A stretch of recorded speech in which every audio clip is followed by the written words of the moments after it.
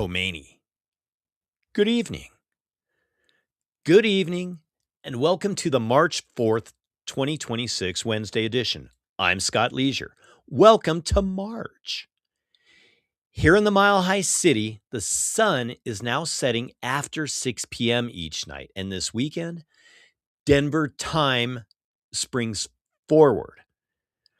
We will perform the annual ritual of moving our clocks ahead 1 hour.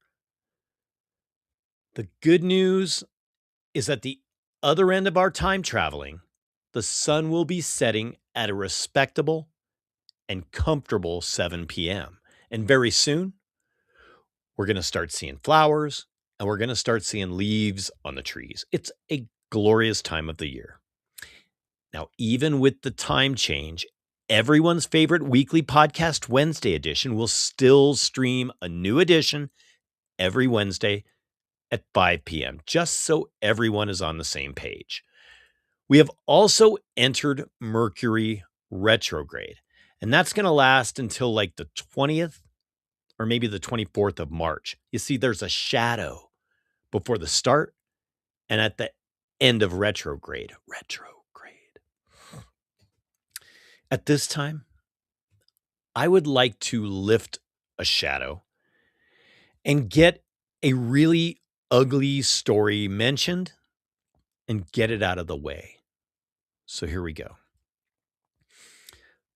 Bill and Hillary Clinton. Have you heard of them?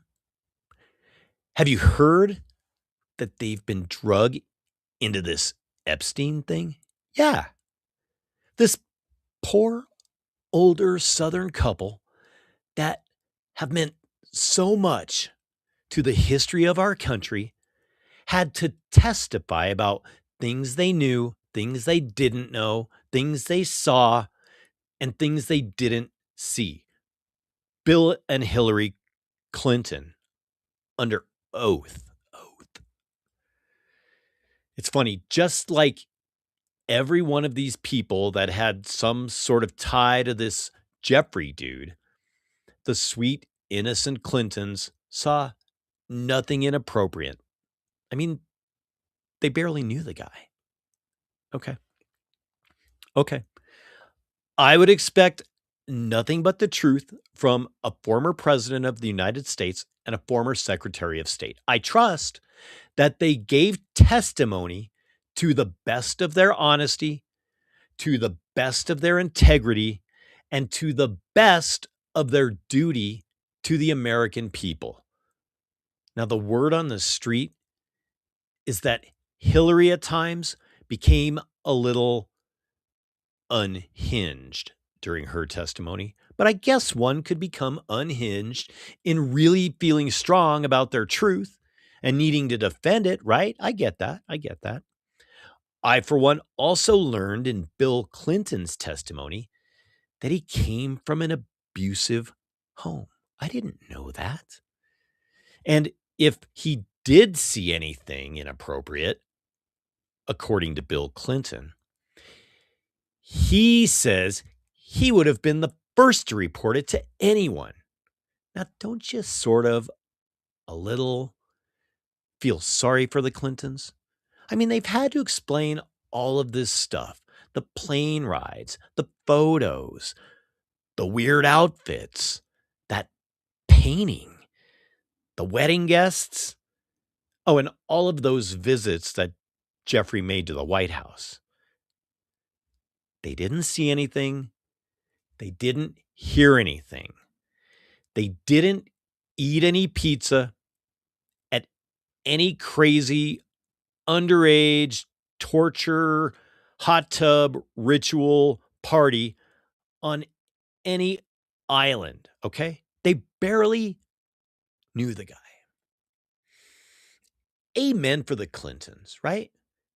Amen for the Clintons and amen for the truth. I feel like we say it every week. All we can do is give our best, like the Clintons. All we can do is practice doing the right things, making the right choices, hanging with the right people, eating the right foods, getting the right exercise, all of it. When I mention exercise, I'm not only talking about getting all of your reps in at the gym and wiping down the equipment. I'm talking about exercising different areas of your life.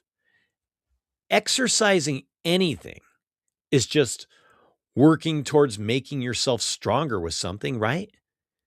I found a really good definition of exercise that I really like. Okay. Exercise is a process or activity carried out for a specific purpose, especially one concerned with a specified area or skill. Is this when I remind the Wednesday edition community that we are talking about beneficial and productive purposes? Nothing detrimental and nothing destructive. Detrimental. We can exercise patience, we can exercise understanding, we can exercise compassion, we can exercise listening, we can exercise routine, and we can exercise positivity. Remember, we aren't going to be 100% perfect 100% of the time. We here at Wednesday Edition try to promote a healthy lifestyle, while at the same time, we try to remain real about understanding that there are obstacles that are going to get in our way. Obstacles that will try to hinder our health. At the end of the day, though, these obstacles will help our overall health and help us grow all aspects of our health. Now, there's going to be impulse buys at the grocery store while you're trying to maintain your diet. Obstacle. But not buying them teaches us discipline. There will be red lights when you're running late. Obstacle. Having to stop and wait for the light to turn green is going to teach us patience and acceptance. There will be random people coming up to talk to you at the gym for no apparent reason. Obstacle. Now, I'm not sure what that teaches us, other than teaching us just to not make eye contact, right? There are always going to be life experiences bigger than life that are placed in our path as obstacles. But these obstacles are placed in our path to give us strength and to help us grow. We won't be able to understand growth without setbacks. And one thing that we know that we like to preach here at Wednesday Edition is growth. Specifically, growth in growing our own thoughts and growing our own opinions, growing through research and growing through experience. I think that's a fair statement. Hearing about a topic and wanting to research it and learn more if it interests you should be human nature and something that everybody does. But everybody doesn't. There's too many people that just run with the flow and accept whatever is force fed to them. This week, I took a little time to further some research and do some reading on a guy that has had me more intrigued more than anything. And I think that's only because I really didn't know anything about him. No, it's not Bill Clinton. I hear an awful lot of chatter about this jelly roll guy. So the guy lost 300 pounds, okay?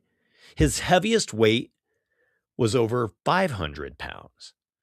I think he weighs 200, 250 now, please feel free to call me out if I'm wrong. If anything, I want to make sure I get Jelly Roll's current weight correct on this week's edition of Wednesday Edition.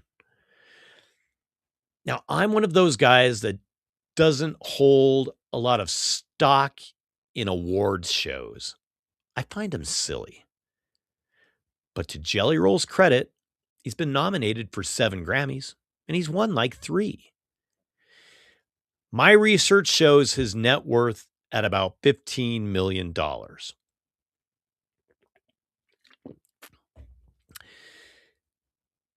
Jelly Roll has described his approach to sobriety as sober-ish, meaning he has moved away from the hard drugs and opiates that he previously struggled with, but he still consumes alcohol and marijuana.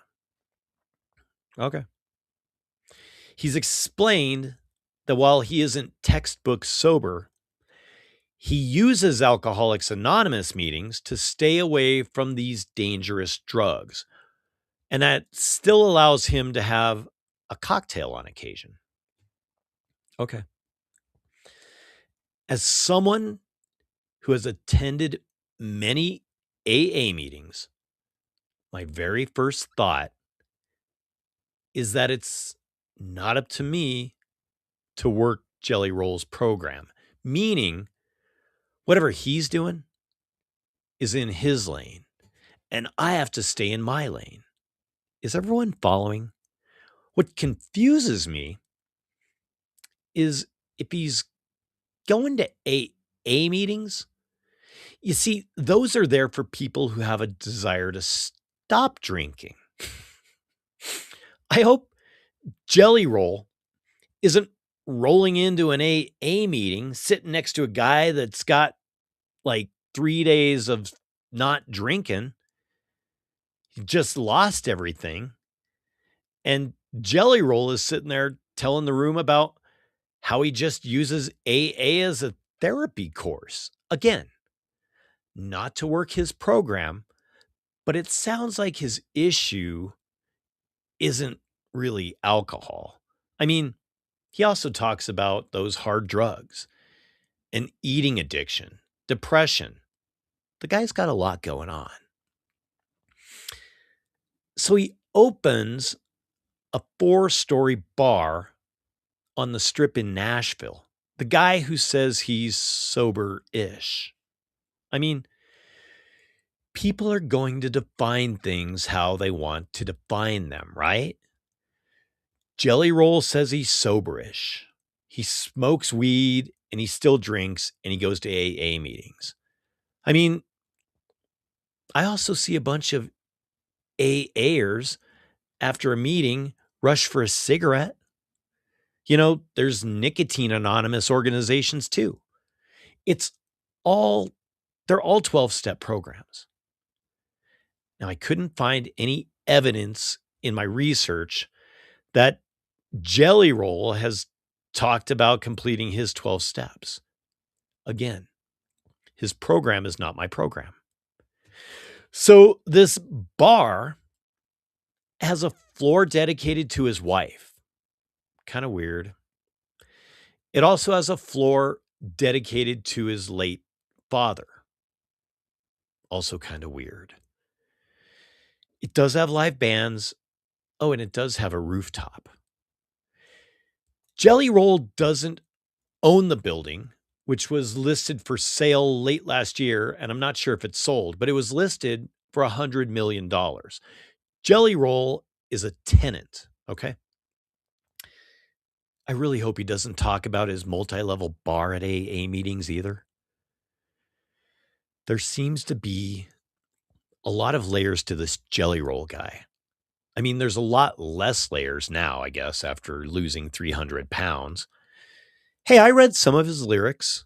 I listened to a few songs. I didn't totally dislike his music. I'm just not sure where the guy's coming from, I guess. I think that now, though, after he lost all of the weight, he should drop the Jelly Roll name. I mean, just go by your real name. I did mention he's worth like $15 million, right? Money doesn't buy happiness. I know. But $15 million is probably going to buy a little peace and serenity, right? Hey, amen for recovery and amen for cash. Cash Friday is in 2 days. Please do your part this weekend. Stop by the ATM on Friday and get some cash, okay? Use it to support a local business or a local artist. That's it. That's all you got to do to help do your part to keep currency in circulation. Hey, if you're in Nashville, drop into Goodnight Nashville. That's Jelly Roll's bar. Drop some cash on any of the 4 floors or on the rooftop. I want to pause for 1 second. I want to pause and I want to assess this week's Wednesday edition up to this point. I feel pretty good so far. And I feel that so far this week's Wednesday edition is sitting at a solid 5, maybe a solid 6. We might even be leaning towards a 7. But let's hold on to the number 6. And hopefully by the end of this 20 minutes or so, we can bump it up a digit or 2, huh? I mean, we were talking about progressive improvement last week, right? Amen for progressive improvement. Last week's Wednesday edition approval rating dropped, okay? It dropped from a 160 2 weeks ago to a 145 last week. The numbers might change, but what do we say every week? Our only true approval is knowing that we gave our best, which we did. I have a free t-shirt for anyone that can help me answer the following question. Now that we are bombing Iran, which one is it? Now that we're bombing them, does that mean that the release of the UFO files is going to be delayed? Maybe they're still redacting the names. I don't know. I do know that I can't stop thinking with all of this UFO talk about the Miami Mall incident. You remember the Miami Mall incident, right? The incident occurred at the Bayside Marketplace. They just call it Bayside. Bayside is an open air marketplace located in downtown Miami. It consists of 2 malls, North Pavilion and South Pavilion. So, in January of 2024, a big fight broke out at the mall, and there was a police response of over 100 police units. Over 100. There were videos posted of the fight, and there were also videos posted showing these 8-foot shadow aliens. There were reports of over 50 people in the fight, but there were only 4 people arrested. The reports of the shadow aliens were debunked, saying that what people actually saw were shadows lengthened by the headlights of the 100 police cars. Okay. 50 people fight, 100 unit police response, 4 arrests, and an unknown number of 8-foot shadow aliens. Got it. I might need another moment.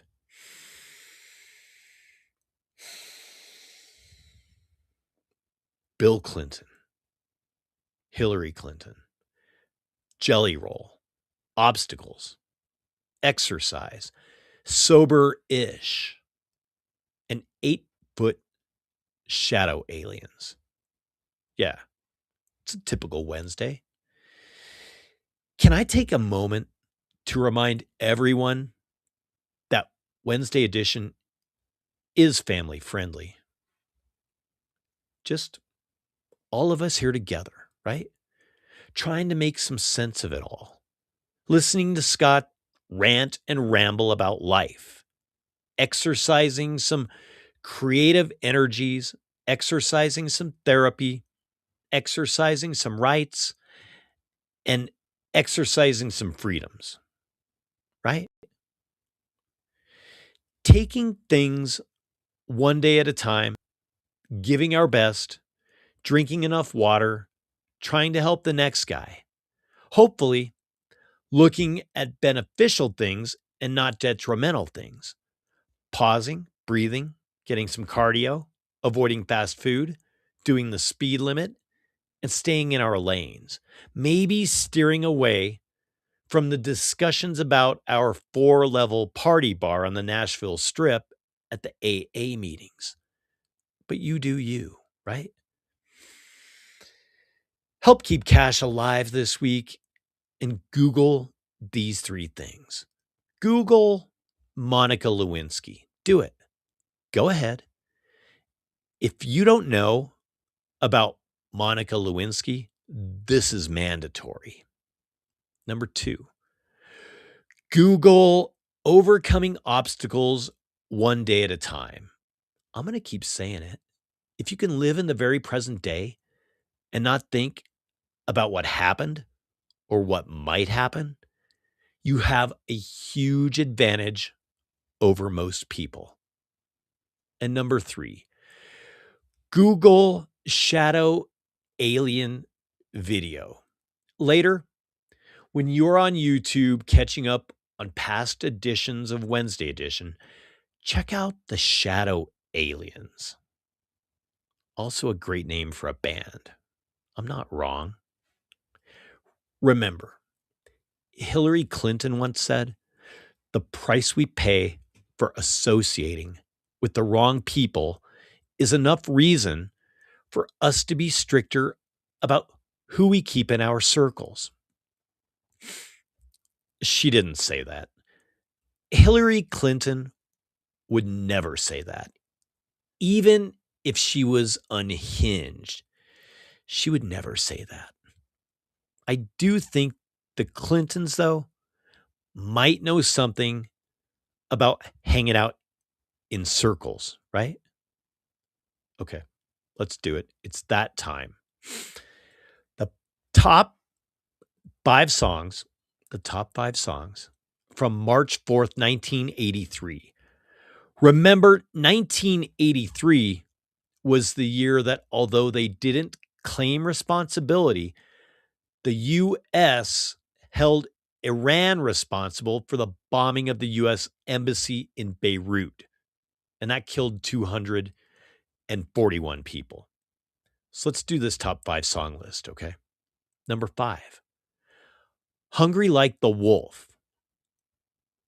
Duran, Duran, Duran, Duran. That's a cool song. It's a cool song. One for One. Number 4, Do You Really Want to Hurt Me? Culture Club. Boy George showing up on the countdown 2 weeks in a row. You know, last week I said he was trans before trans was trans. I thought about it. And you know what? Back in the 80s, the word was androgynous. George was just androgynous. 2 for 2. Number 3, Stray Cat Strut. Brian Setzer and the Stray Cats. Get a shoe thrown at me from a mean old man. Get my dinner from a garbage can. Meow, right? 3 for 3. Number 2, Shame on the Moon. Bob Seger. Bob fucking Seger. That's all you have to say. 4 4. Oh my gosh, people, I can feel it. I can feel it. The number one song from March 4th, 1983, 5 for 5. Billie Jean, Michael Jackson. How can you go wrong with that? Great countdown, great week, great Wednesday edition. Amen for Bob Seger. And a huge amen for this week's edition of Wednesday edition, right? Check out some new music this week. If you have never listened to Bob Seger, do that this week. Get some exercise, avoid obstacles, eat protein, cook at home, do some research, maybe start working on your plans for your 4-level bar honoring members of your family. Read some labels, drink your water, and don't get trafficked, okay? Wednesday edition. Every Wednesday, 5 p.m., Instagram, YouTube, and scottleisure.com. Subscribe to the YouTube and message me if you want a free t-shirt, okay? Thank you again.